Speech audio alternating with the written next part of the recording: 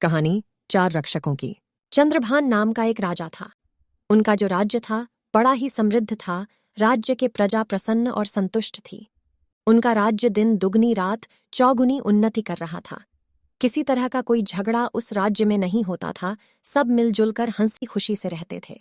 इस बड़े राज्य के बिल्कुल पड़ोस में एक छोटा राज्य था जहां कृष्णदेवराय नाम का राजा राज्य करता था। इस राज्य में आए दिन प्रजा के बीच क्लेश होते रहते थे। कोई भी इस राज्य में संतुष्ट नहीं था, यहां तक कि खुद राजा भी हमेशा चिंतित रहता था। कृष्णदेवराय अपने राज्य के हालत बदलना चाहता था। उसे अपने पड़ोसी राज्य के अच्छे हालात पता थे। एक बार चंद्रभान से कृष्णदेवराय की मुलाकात तय हुई। कृष्णदेवराय चंद्रभान की प्रशंसा करते हुए कहा, यह तो मानना पड़ेगा, क्या आपने अपनी प्रजा को बड़े सुख में रखा है और उनके बीच शायद कभी झगड़े होते भी हो गया नहीं। मेरा राज्य छोटा है, फिर भी आए दिन मेरी प्रजा में झगड़ा होता रहता है। मुझे समझ नहीं आता कि मैं क्या करूं जिससे मेरी प्रजा भी आपके राज्य की प्रजा की तरह सुखी और खुशहाल हो जाए। चंद्रभान मुस्कुराया और बोला, यह तो सच है, मेरी प्रजा खुशहाल तो है और यह सिर्फ मेरे 4 रक्षकों की वजह से हो पाया है।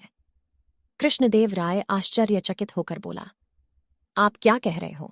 मेरे पास रक्षकों की पूरी फौज है और आप कह रहे हो कि आपके 4 रक्षकों की वजह से आपका राज्य इतना सुखी है, यह कैसे हो सकता है?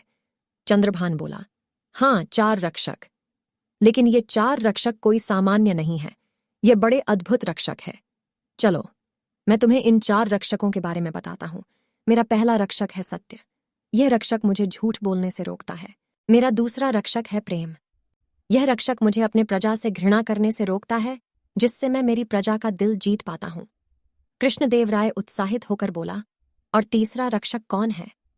मेरा तीसरा रक्षक है त्याग। आखिरी और चौथा रक्षक है न्याय।